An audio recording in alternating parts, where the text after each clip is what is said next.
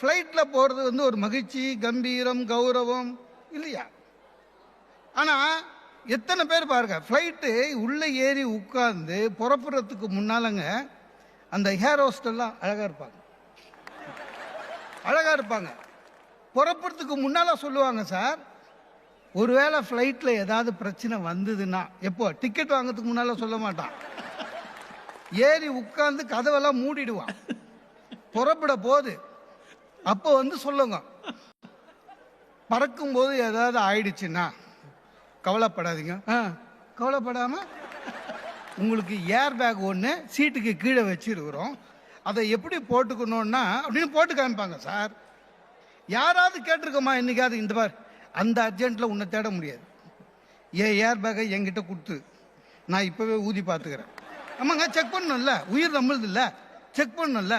இதெல்லாம் நீ டிக்கெட் வாங்கிறதுக்கு முன்னால் சொல்லியிருக்கணும். எதுவுமே சொல்லாமல் நம்ம என்ன நினைக்கிறோம், சார் போராட்டம் தான், ஆனால் நம்ம என்ன நினைக்கிறோம், சிச்சி பத்திரமா போய் சேர்ந்துருவோம் அப்படின்னு நினைக்கிறோம். ஒருவேளை இல்லைன்னா போய் சேர்ந்துருவோம், வேற ஒன்றும் பண்ண முடியாது. ஆக எல்லாத்தையுமே பாசிட்டிவாக நினைக்க கற்றுக்கணும். சார் டி ராஜேந்தர் எத்தனை வருஷம் முன்னால் சொன்னார், அப்போ கூட உங்களுக்கு தெரியல. ரோஜால முள் இருக்குன்னு பார்க்கக்கூடாது, முள்ளடுவில் ரோஜா இருக்குன்னு பார்க்கணும். அதுதான் நம்மளுடைய பார்வை. அவர் சொல்லியே நீங்கள் திருந்தலன்னா நம்ம என்ன பண்ண முடியும்? ஃப்ரெண்டே ஒருத்தன் ஜோசியத்தில் நம்பிக்கை போயிட்டு வந்துட்டு என்கிட்ட சொல்கிறான், நேற்று ஜோசியர்கிட்ட போனேன், ரொம்ப கஷ்டமாயிடுச்சு மனசுன்னா. என்னடாண்ணா, எனக்கு ஆயுசு ரொம்ப கம்மியானா. என்ன சொன்னார் அப்படின்னா, இல்லை 90 வயசு வரையும் தான் இருப்பேன் நான். அப்புறம் என்ன, அதுக்கு மேலே இருந்து என்னடா பண்ண போற? 120 வருஷம் இருந்து ராமானுஜர் மாதிரி ஆன்மீக புரட்சி பண்ண போறியா? நீ கட்சி வரையும் பென்ஷன் வாங்கி கவர்மெண்ட்டுக்கு லாஸ் பண்ண போற. 90 வயசு போறாதா சார்? ஜோசியமே பொய். அதை பார்த்துட்டு 90 வயசு ஜாஸ்தி, ஆனா அதுக்காக இவன் 45 வயசுல இருந்தே கவலைப்பட ஆரம்பிச்சுட்டானே, இதை போய் போராட்டம்னு சொல்லுவானுங்க. சில பேர் கியூல நிற்கும் போது பாத்தீங்கன்னா, நம்ம நிக்கிற கியூ இருக்குல்ல, நவரவே நவராது, அடுத்த கியூ சீக்கிரம் போகும். இருடா 5 நிமிஷம் இருடா வந்துடும். சில பேர் பார்த்து இருக்கீங்களா, இந்த கியூல கொஞ்சம் நேரம் நிற்பான், அது கொஞ்சம் போனோன்னா அதில் போய் கிட்டுவான், அப்புறம் அது நிற்க இது போகும், அப்புறம் இதில் வந்து நின்றுடுவான். சார் கட்சி வரையும் அவன் கியூல தான் நிற்பான், ஒரு அவருக்கு மேலே. ஏன்? இந்த போராட்டன்ற கேஸு தான்.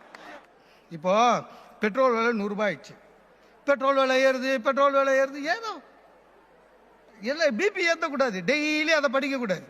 நம்ம என்ன பண்ணணும், நாடு இப்படி ஆயிடுச்சுன்னு தெரிஞ்சிச்சா நமக்கு தேவை நம்மளுடைய மகிழ்ச்சி.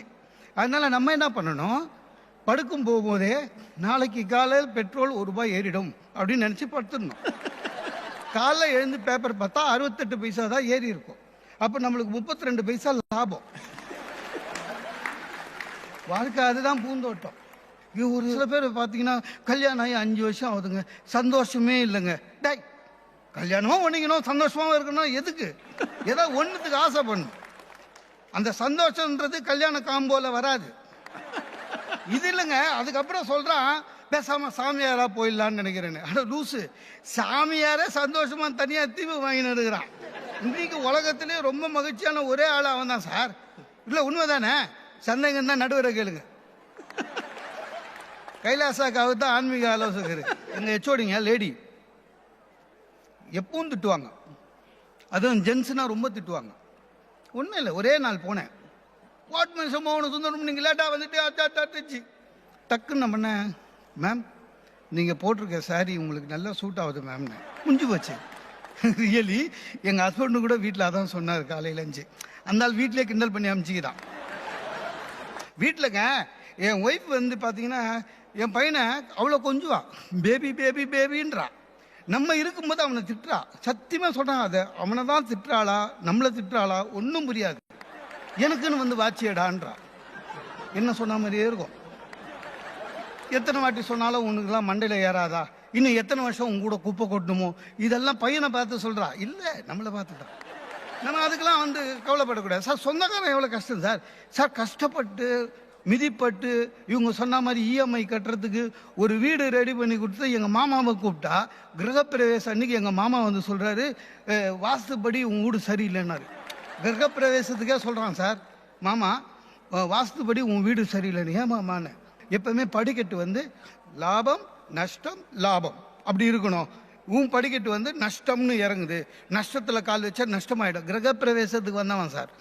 அருளுரை பாருங்க காலையில் சொந்தக்காரன். என் ஒய்ஃபு உடனே பேசாம படிக்கட்டு இச்சிடலாமான்றா. இப்பதான் கட்டிக்கிறதுக்கு பேச பண்றேன். அன்னைக்கே வா நான் சொன்னேன் இல்லை விடு. ஆனா ஒண்ணு பாருங்க, என்னதான் இருந்தாலும் அந்த மாமா சொன்னது மைண்ட்ல ஏறிக்கினே இருக்கு. சரியா? இப்பதான் வீடு கஷ்டப்பட்டு கட்டியிருக்கோம், அதனால படிக்கட்டும் இடிக்க முடியாது. ஒன்றும் இல்லை, ரொம்ப சிம்பிள். வருவேன், படிக்கட்டுக்கிட்டே நிற்பேன், கங்காரு மாதிரி ஒரே தாவு டொய்ங்குன்னு. எக்ஸசைஸுக்கு எக்ஸசைஸா ஆயிடுச்சு. எங்க மாமா படி வாஸ்து லாபம்னு. இப்ப என் பையன் என்னை விட அழகா குதிக்கிறான்.